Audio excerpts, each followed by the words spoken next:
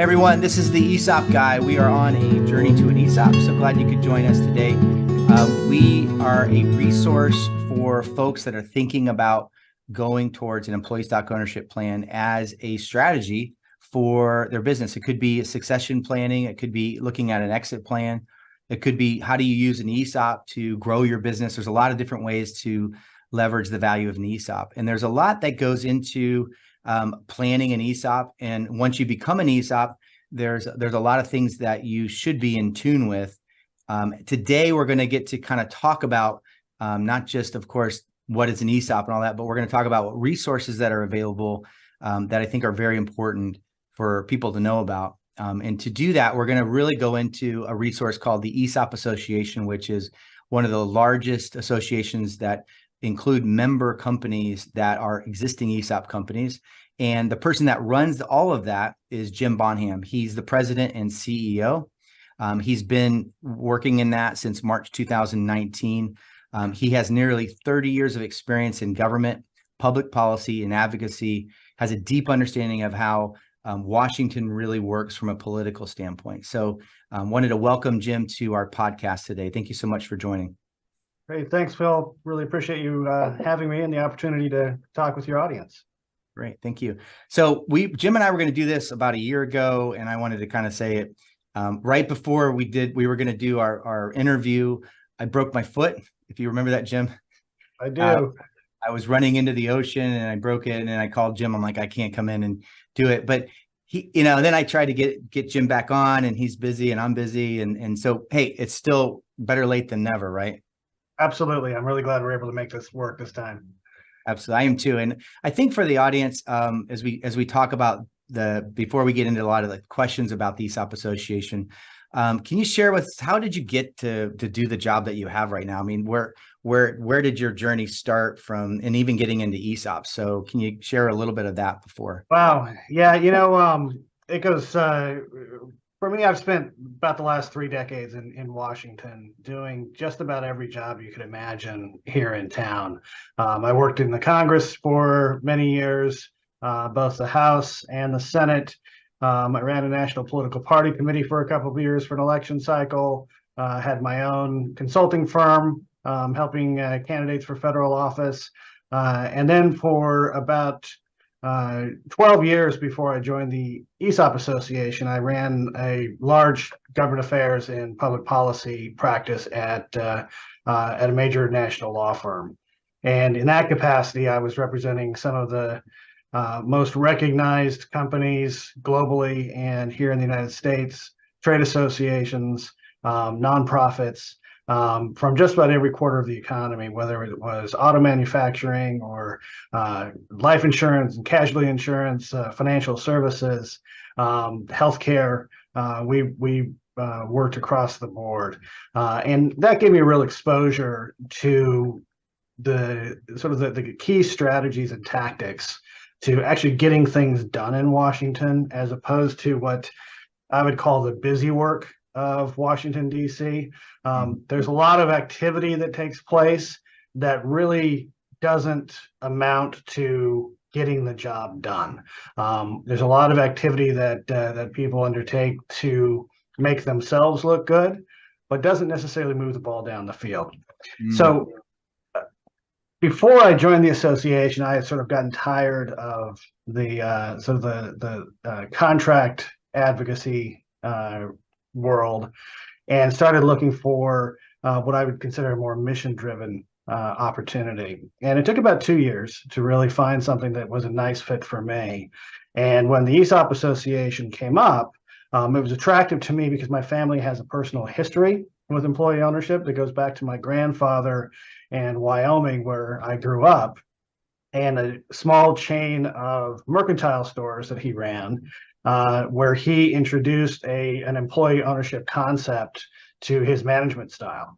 And it was part of my family's culture growing up, and I believe it is an outstanding model for business ownership. And it's a proven model for business ownership. So the opportunity to lead a national organization that is advocating on behalf of the existing companies and employee owners but also trying to expand the number of companies and the opportunity for additional Americans to become employee owners was a really attractive thing for me. Yeah, no, I can imagine. And I think like one thing that stood out to me too, in going into what your story was, is the ESOP community. I think similarly, almost everybody that we talk to, they kind of have gravitated towards this because it's such a positive place to work. I mean, the deals are good for everybody. They're win-win for the company, for the shareholders. So just even in dealing with public policy and advocacy, the things that you do, even in that light, it's like it's a very positive approach to work life, right? And well, yeah, absolutely. And one of the great things about it, I call it what people sort of refer to as white hat in Washington.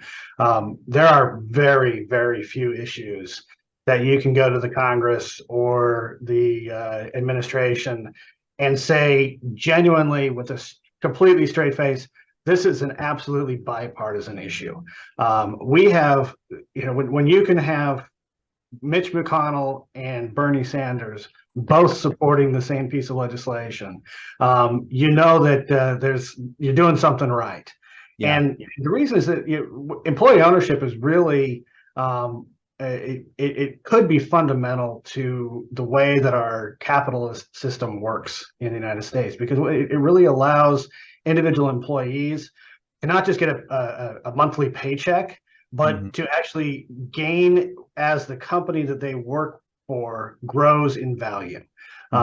We all know what it's like to be a homeowner versus a renter, that when you're buying your home, when you own your home, you will gain the equity that comes along with the market rising. And that's analogous to what employee owners experience as the value of their company rises during the course of their career. And it's a benefit that they don't pay for out of their pocket. And research has shown over and over and over that employees at ESOP companies have substantially more retirement savings. They have much better job security, and the companies themselves outperform their non-employee owned peers. So it really is a win-win-win. And from the perspective of an elected official, from the perspective of government, it provides tremendous local economic security, because it turns out employee owners don't tend to outsource their own jobs. They don't tend to close down their own plants or factories and relocate them somewhere else.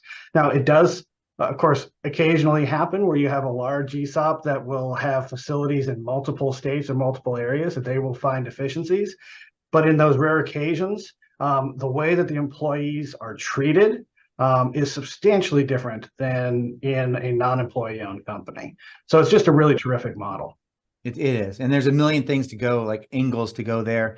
If one of the things that I wanted to kind of get into a little bit, because you guys do a lot of public advocacy, the Secure 2.0 legislative language came out recently, and I know you guys played a key role in helping get that across the finish line. We did a podcast on this recently to kind of explain some of the particulars, but I wanted to go into that a little bit with you and talk about that, because I think it does show what we're talking about, the bipartisan support. If you're getting things done in Congress, in nowadays, right? It's like, it's got to be difficult. So getting that done has to be just an incredible, hats off to you guys. Well, thank you, Phil. We worked really hard on that for a couple of years to make sure that it actually got to the president's desk. And for us, that's really our focus. We're less interested in doing busy work just to look relevant. We actually want to get the job done. And that's part of our job as the ESOP Association. I feel like I should talk a little bit about the association. I could talk about the Secure 2.0 Act, and actually the Work Act, which was a smaller subset of that. But the ESOP Association, we are coming up rapidly on our 50th anniversary. Wow. And the association was formed after the initial passage of ERISA, the Employee Retirement Income Security Act, way back in 1974. And ERISA was where Congress first created and embedded into law ESOPs, and made it possible for them to be formed and recognized. And then later there were tax benefits associated with forming an ESOP that came along with it. And when the association was formed, it was actually two smaller organizations that had both been formed by practitioners in the ESOP space, who wanted to make sure that now that Congress created ESOPs, that they were able to keep them. And then they realized that they had a largely overlapping mission. So they merged and became the ESOP Association. And we are the only comprehensive national trade association that represents employee-owned companies, ESOP companies, and the professionals who provide services to them. We have over 3,100 members and growing.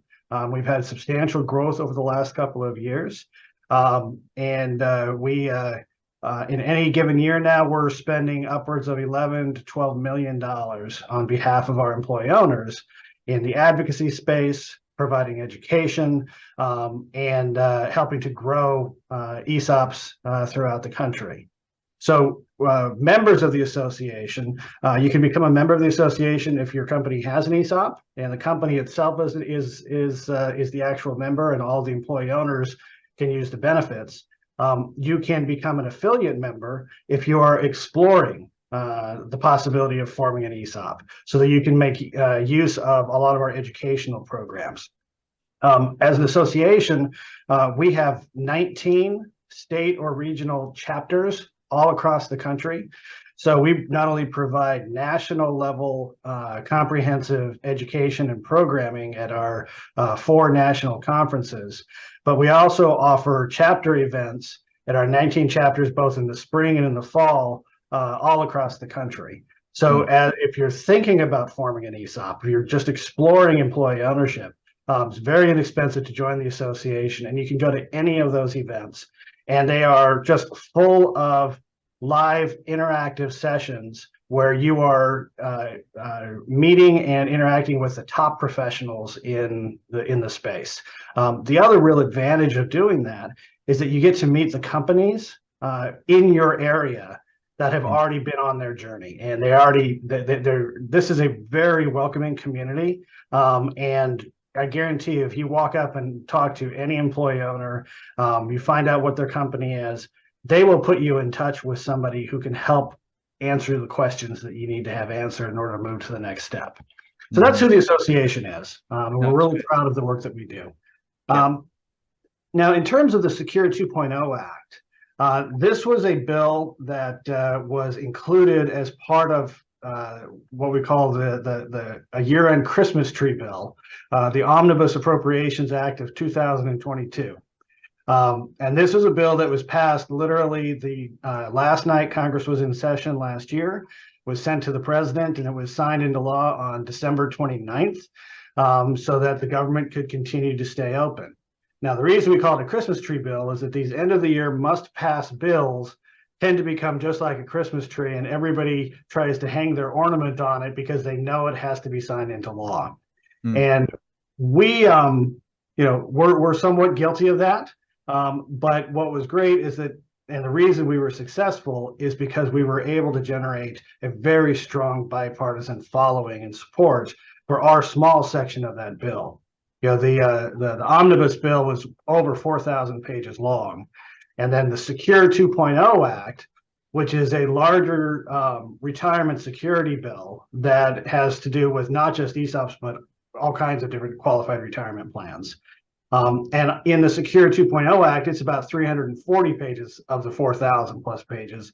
And then there's about 8 pages in there that's what we call the Work Act, which is the Worker Ownership, Readiness, and Knowledge Act. And the Work Act was what we really spent a lot of energy focused on because it is 100% to do with employee ownership and ESOPs. Now, the Work Act has been kicking around for a number of years in various forms, but it really hadn't gotten traction. And it was originally sponsored by Senator Bernie Sanders from Vermont. And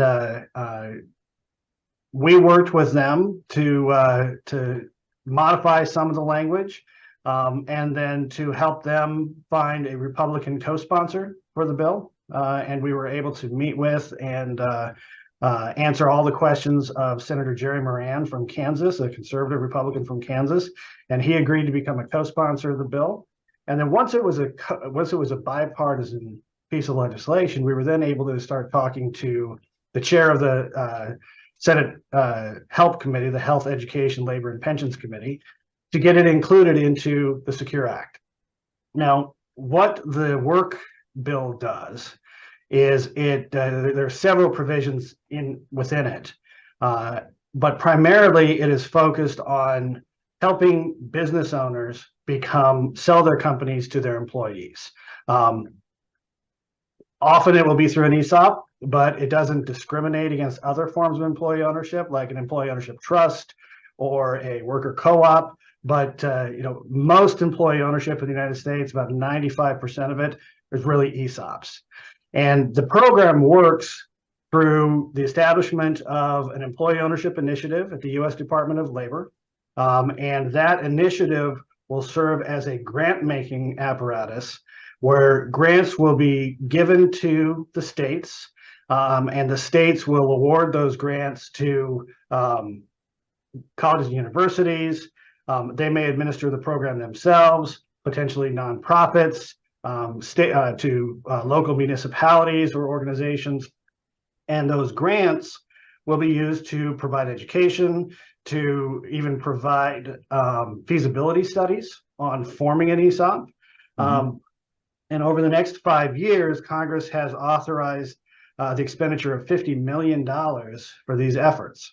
And it starts in the first year is going to be 2024, that the funds will become available and will continue for the next 5 years. And the amount increases each year during those 5 years. Then, of course, after that, the program will be evaluated, and hopefully it will be a success, and we'll be able to get the program reauthorized and funded into the future. But embedded in this is a very important regulatory requirement that the community has been seeking for decades. And it's around what we call adequate consideration, which is sort of a meaningless term for most people. Sure. But what adequate consideration is the process and procedure by which an ESOP trustee values the cost of the shares that an ESOP is purchasing or selling, and making sure that the trustee is giving adequate consideration to all the various factors, and that the price that the ESOP is paying for the company is a good faith, fair market value for that company. ERISA is designed to protect the employees, and therefore the Department of Labor and the government has an interest in making sure that the employees don't overpay for the company that they're buying. Sure. Yeah. So for on adequate consideration, are you saying that the Department of Labor is going to have some more guidelines? And let me back up a second, because I think people do probably need to understand a little deeper than that before we jump into the Department of Labor. For an ESOP transaction, it is a negotiated value between a seller, who is the shareholder and their advisor, and a trustee who's independent of the transaction, and their valuation firm who supports the trustee to come up with a valuation, which we're calling adequate consideration. That's the terminology. But the actual net dollar number is going to be negotiated between a buyer and seller. The trustee right now operates under a Department of Labor process agreement, and that includes hiring an independent valuation firm and going through this negotiation, arm's length negotiation. So in the past, there hasn't been a lot of guidance on from the Department of Labor in helping people to determine what's the best way to develop adequate consideration. And so what the industry has done is professionals have come up with what they think are best practices. And then the company now is subject to the Department of Labor investigating that, and then being subject to, hey, well, that's overvalued or whatever in their interaction. So the issue, I think, really was the Department of Labor hasn't really given guidance. Is that kind of how you would explain it? That is how I would explain it. The biggest, perhaps the most important factor in the sale of any company is, the agreement between the buyer and the seller on how much the company is worth. Absolutely. There's nothing more fundamental than that. Yep. And for an ESOP transaction, think of it in terms of the seller is clear, right? Whoever owns the company, we know who they are. Well, the buyer, if the ESOP is buying the company, then it's the trustee representing the employee beneficiaries of that ESOP trust that must represent their interests.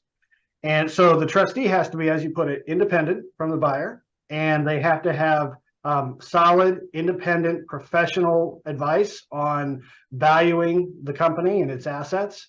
And then they can negotiate with the seller what the actual agreement will be to sell the company to the ESOP. The problem is the U.S. Department of Labor has never defined with any clarity or certainty what that process should look like. And instead has had a strategy of what we call regulation by litigation. It's kind of like being a traffic cop, but not telling you what the speed limit is. Yeah. We know it. We know that you're driving too fast when we see it. And you should know because we pulled a car over last week on the street and he was driving too fast. So if you know that car, you should know that you were going too fast. It's a very backward way of approaching things. And we've felt for a very long time that this was a necessary piece of regulatory clarity that shouldn't be that hard to develop. I mean, after all, the IRS has very clear guidance on how to value a company for tax purposes. And honestly, we could just use the same process that the IRS uses at the Department of Labor, and it would be perfectly clear. But in order to get that guidance, the association has been pursuing on behalf of our membership a notice and comment rulemaking where the Department of Labor will make a proposed rule that describes what they believe an adequate consideration process would look like. The interested stakeholders, the industry, the professionals, the insurers, the trustees, the employee owners themselves, the retirees, can make comment on what their proposals are. They take into consideration all of those comments, and then they issue a final regulation. This is the process by which regulations are developed every single day in our government, and it's the process that's outlined by the Administrative Procedures Act. Unfortunately, the Department of Labor has denied us the ability to weigh in and make comment and provide input into the way that we're being regulated. Instead, the Department of Labor has investigated and they have reached what you refer to and we call a small number of what we call process agreements. But here's the problem with process agreements. First of all, they change. There are about 6 or 7 major process agreements that have been developed over about a 6 or 7 year time period. And the position that the Department of Labor takes is a little bit different in each one. Now, if you formed your ESOP 10 years ago, the standard under which that ESOP is going to be judged today is different than the standard under which it was judged 5 years ago. That's one reason why there needs to be an actual regulation put in place. The second big reason why the process agreements are really an unfair way of approaching things is because it's an agreement made between a prosecutor, the U.S. government, versus a defendant, a single company. And it's limited to the specific issues of that company. Maybe it was a manufacturing company. Maybe it was an architecture firm, but they're all different. And the valuation of that company is going to be very unique. So the process agreements are forced under duress, under threat of we're going to prosecute you. So you have to agree to this. And if you don't, we're going to go to court. Well, where was the opportunity for everyone else in the community to provide their input? Well, there isn't. And that's why it's fundamentally unfair. And that's why it's actually a violation, in our view, of the Administrative Procedures Act. No, I think you said that very well. I know it's kind of a deeper concept for a lot of people to dig into, but I think you hit all the highlights, and it kind of goes back to, if we're going back to high level, this is where your role and your association plays such a significant role in helping to kind of continue to shape what right now is somewhat imperfect, but can be done better, so that the expectations can be a lot more clear, and we don't have as many Department of Labor headaches in the future with other transactions. Yeah, that's right. And the reality is all of our common goal and the Department of Labor's mission should be to create the best environment possible for a qualified retirement plan to be established and succeed. Mm-hmm. But the way that they've approached it for almost 50 years now is the exact opposite of that. I would submit that perhaps the single biggest reason that more Americans don't have access to ESOPs is because the Department of Labor has not done its job and provided clear regulatory guidance. And that's a shame, because that's millions of Americans who would have greater financial security. They would have far better retirement savings, and they would be owners in the company where they work, meaning that their jobs would be much more stable. And all of that is because, far too often owners who want to sell to their employees through an ESOP get into the process and they become scared of the Department of Labor coming back down the road and second guessing the decision or the valuation or the price that was agreed to, which is an understandable reaction. But we want to make sure that more owners are confident that they can go through the process, they can reach a fair agreement with the trustee, and the government is going to come in and second guess the agreement that they reached. Yep, no, that's great.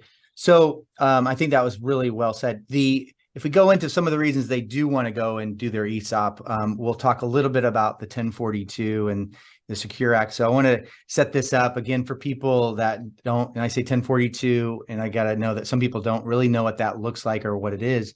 The call I had before this episode today was with a company that was, a C Corp already. And what they get to do in their transaction is we get to do the transaction as a C Corp. And then once we sell the stock, we get to defer the capital gains on that transaction because they're an existing C corporation under the 1042 rules right now. So that would work. And then we get to elect S Corp status. So then we get to pick up this S Corp exemption. So right now under law, an S corporation cannot use the 1042 to defer the capital gains. But with the Secure 2.0, we are moving into, as the future goes, some rules that will help an S Corp actually utilize that 1042. So before we jump into that, can you tell me, just from your perspective, why was the S Corp never allowed to use the 1042, or is this just a political reality?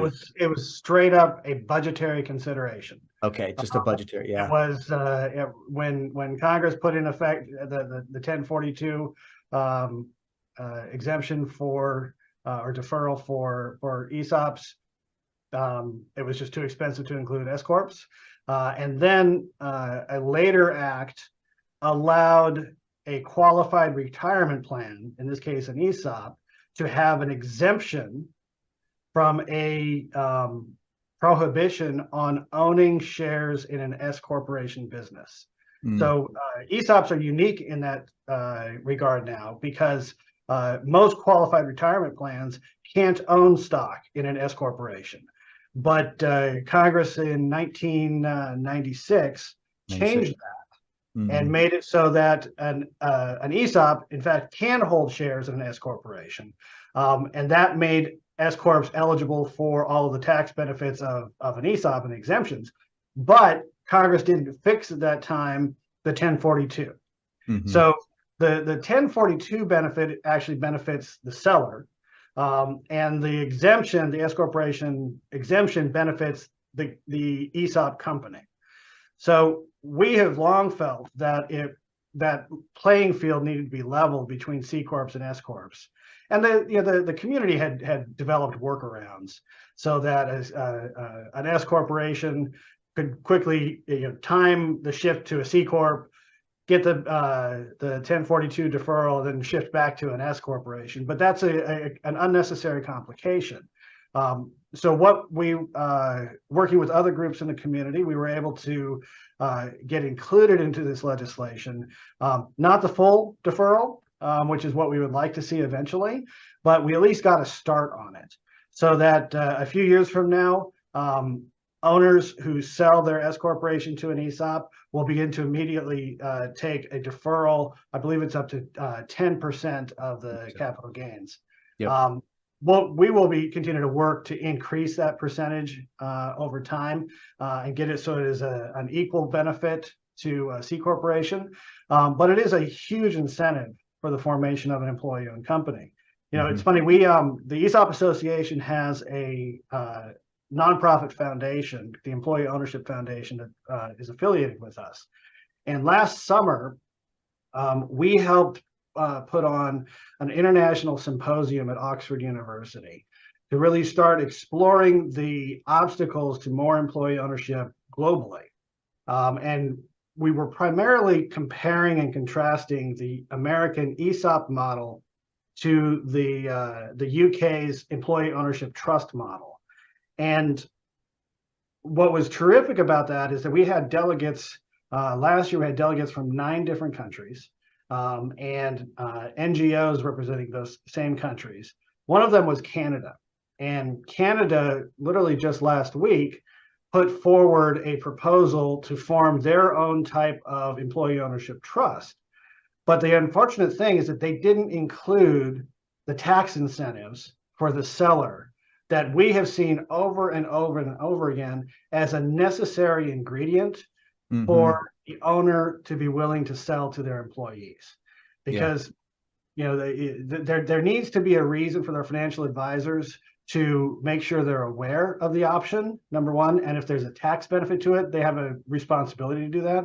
But second, owners will often take, I don't want to say they take greater risk, but they may feel more at risk selling to their employees through an ESOP than if they just sell to any old buyer. And the reason for that is it's going to be examined by a government agency, or it could be examined. Yeah, and the reality and the practical part of the deal, and I just did a rollout for a new ESOP I did, and we're walking, you know, we're sitting around the table talking about the ESOP to the employees, and you know what I had said to them is, look, the sellers could have sold this to a strategic buyer. I mean, this business could have easily sold, but I said you got to realize, and this is hard for employees to understand. They're taking more of a risk because they're going to have to hold their bank financing, but their subordinate seller note is going to get paid down, you know, 10 years, right? So they got to take the risk of that transaction. So having the 1042, in this case, we weren't able to use it because we were an S corp, but having the 1042 definitely compensates them for some of that risk.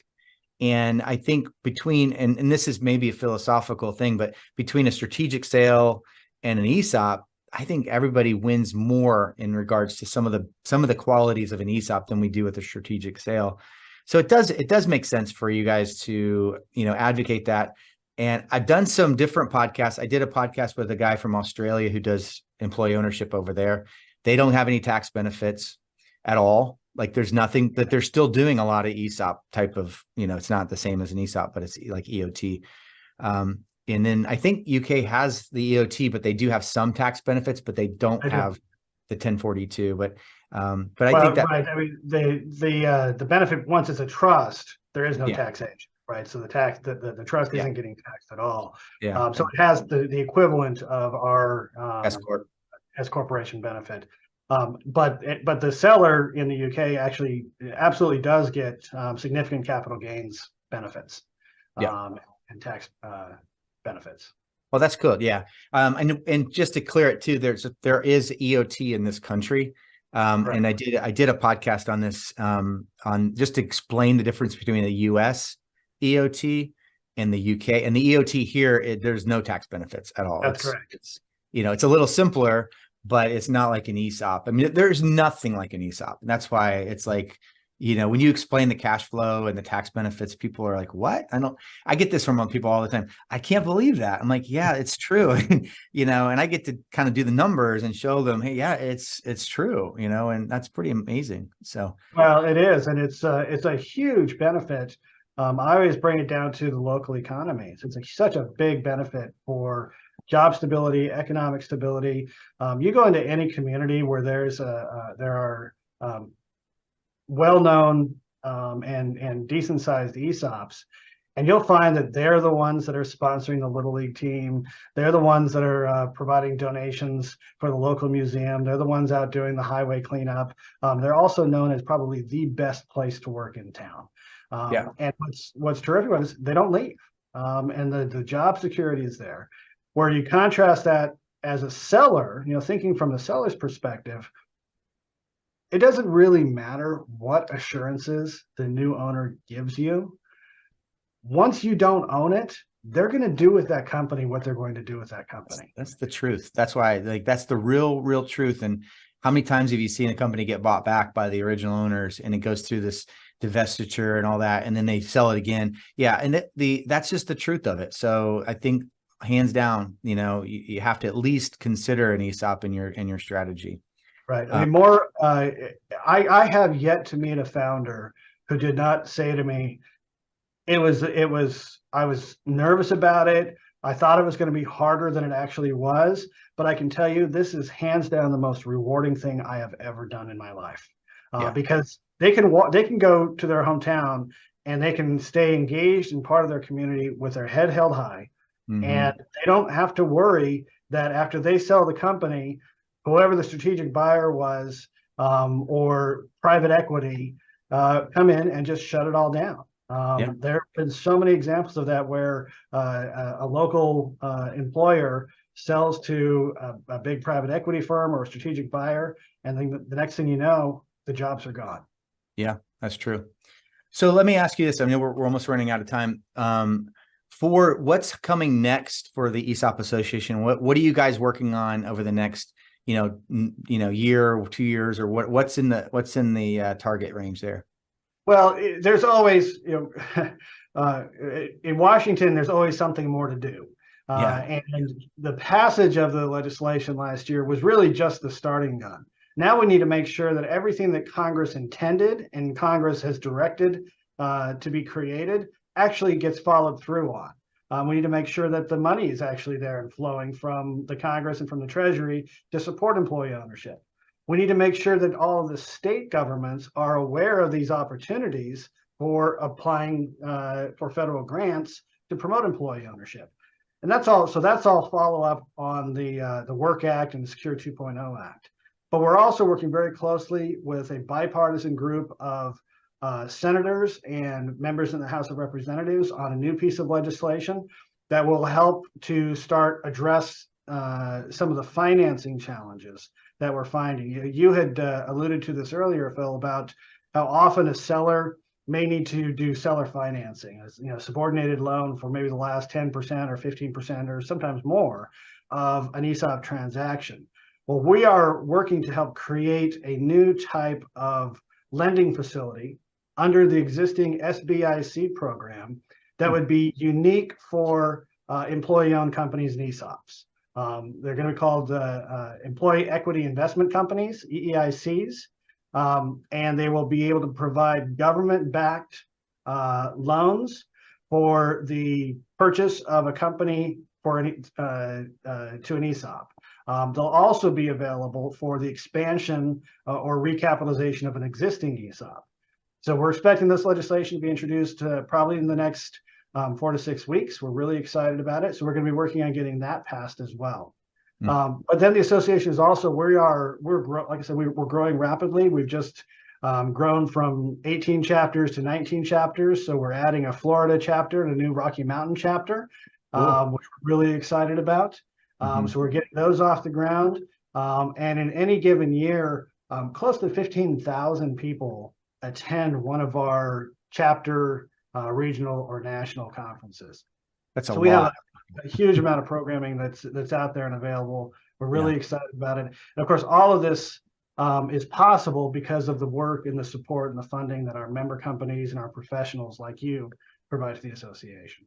No, and that's where it's a community of people trying to help everybody get the idea. And that's what this podcast is all about, is just letting people know about it. And I know, like in our marketplace, when I first started getting into ESOPs, I mean, there's just so many people that didn't understand them. And I kept wondering why. I mean, it makes sense. But I think that the community of ESOP people, I think we're all bound together to do what really needs to be done. And advocacy is part of the process, awareness, education.